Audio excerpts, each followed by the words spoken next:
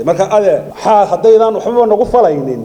hebel baa la magacaabay marka hore maxaynu isu ahayn intaan la magacaabin waxba sameynaan ahayn abwaan yuusuf cismaan cabdulla yuusuf shaacir oo kamid ah abwaanada Soomaaliland ayaa waxa uu ka hadlay sida uu arko guddi uu maalinimadii shalay ahayd magacaabay wasiirka waxbarashada ee dawladda federaalka ah ee Soomaaliya guddidaasi oo lagu magac daray guddida af Soomaaliga heer qaran oo xubin kamid ah loo magacaabay abwaanka abwaan yuusuf shaacir waxa uu sheegay in haddii ay guddidaasi aanay la xidhiidhin arrimo siyaasadeed u aqbalay waxaana uu xukuumadda Soomaaliland ku dhaliilay inay dayacday jaaniskaasi isagoona tilmaamay in Soomaaliland ay noqotay goob aan laga danaynin suugaanta iyo dadka ehelka u ah dabadeedna waxay iga noqotay horta marka hore inaan hubiyo oo magacaygu siduu u qoran yahay sax maaha yuusuf cabdulle ayaa qoran anigana yuusuf cabdulle la yiraahdo aniga waxa la yiraahdaa yuusuf cismaan waxa kale oo meesha ka maqnayd naanaystaydi qofka hada jeer naanaystu caan ku yahay magacyada kale waa la iska raacay dadku waa marka waxay iga noqotay bal horta inaan hubiyo inuu qofku aniga yahay iyo inaanu ahayn dabadeedna xalay waxaan la hadlay niman xamar joogo oo akademiga cilmiga fanka iyo suugaanta la yiraahdo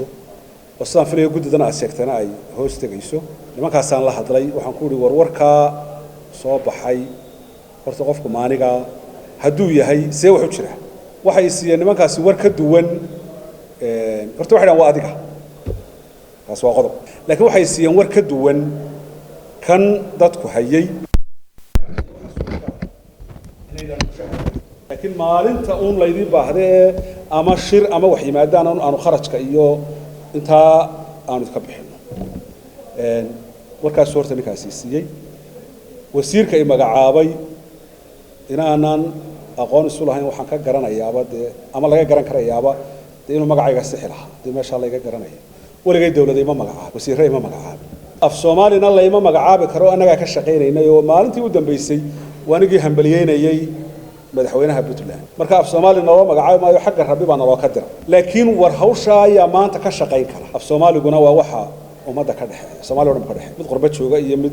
dalka jooga aniga dhaqankuna xuduud ma leeyahay oo Djibouti baan tagnaa Jigjigaan tagnaa waa marka arrintii hadii aanay siyaasadi ku jirin ay af Soomaali tahay iyo dhaqan iyo war adigu halkaaga jooga wixii aad naga caawin karta naga caawi anigu wax mushkilada waan arag waxaan filayaa jaanisku in Soomaaliland barnaysay markii sano u dambeeyay kulmiye wuxuu qabsaday 2010 ilaa xilliga ilaa maanta Soomaaliland waxaanu kala hadlaynay inay samayso meelo dhaqanka iyo dadka dhaqanka ku xeel dheer isugu yimaadaano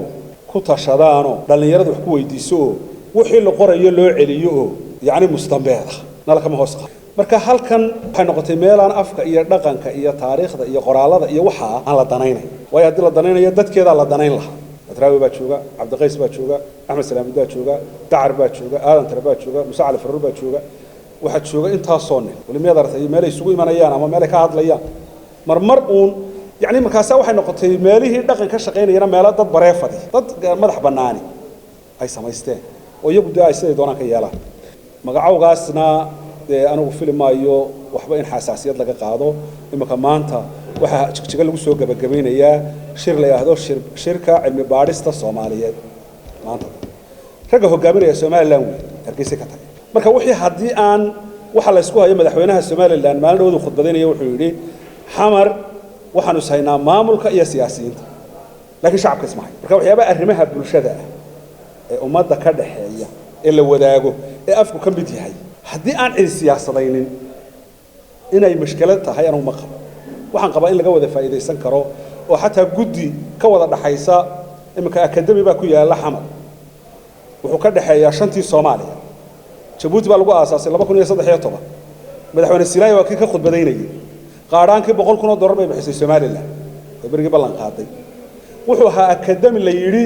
wargeeska Afrika Soomaalida degta afkooda ka shaqeey cid kasta oo talaabo xagga afka u qaada oo ku hambalyeynayna wixii ay nooga baahdaan waa ka caawinaynaa meeshii loo ka baahday loo ka yeedhay arinta afka lagaga hadlayo waa tagaynaa laakiin cidii siyaasad u duuda ee siyaasadaysa iyaga taasi u taala wax Soomaaliland lagaga soo horjeeda maaha waxaan umada iyo dalka iyo dadka ku hagardaameynayna maaha bal iska daaya markaanu meelaha tagna la isugu yimaado annagaaba difaaca galla oo meeshii dee markaad adigu joogto ee la soo hadal qaado dee jawaabtaada bixinay ilaa in meeshii joogaa tahay marka in yani wixii la isku khaldo ayuun baan ka digayaa in la isku khaldo arrintaas intaasaan ka iftiimin lahaa dee haddaan halkan laba qiimaynaynba dadka iga dhaqanka iyo afka ka shaqaynayay oo loo yeedhay oo waxna la weydiinay iminka eedhin may baa la dhigay 16 juun baa la dhigay midna lama yeedhin adeerkaas waa buu na sharfay oo isagaaba na xasuustay waxaan ku diidanaa marka waanu joognay haddaan nooba yeedhay iminka warfaafintu waa taa maalin qura nooma yeedhaan maalinta baa lagu oranayaa maalin noloma yeedhaba marka maskaxiyan buu qofku u fadhiisanayaa wixii nagu jiray way masaxmayaanba ee waxay macna ku samaysaa isweydiinta iyo maskaxdu markay shaqaynayso laakiin sida saacad ay fadhiisanaysaa hadii waxba lagu weydiin waayo jaaniska Soomaaliland iyada bixisay in xamarna laga magacaabo mooyaane kalkatana laga magacaabo iyaga bixiyay xaqatan iyaga bixiyay marka Soomaaliland inkastoo imika aanan rajo badan ka qabin oo aan ka quustayba waa u soo jeedinaynaa inay dhaqanka iyo afka meelo u sameeyaan komishanka xuquuqlisaanka jira komishanka AIDS-ka jira komishanka dhaqanka may sameeyaan waxa soo afabaan wax ka qaban lahayn erayada iyo waxaas budget inta miisaaniyada loogu daro ma xafiis loo furo odayaashana way isugu iman lahaayeen dhalinyarada xuquuqaysa oo iman lahayd kuwa jaamacadaha oo iman lahaa halkaas aqoontooda laga gal hadlay marka haddaydan waxba nagu falaynin hebel baa la magacaabay marka hore maxaynu isu ahayn intaan la magacaabin waxba sameynaan ahayn magaaladaas aanu joognaa kama shaqayno kharashkeeda iyo nolosheeda iyo qaaligeeda waa ogtihiin marka kaas isagaaba na qiimeeyo oo na xasuustay oo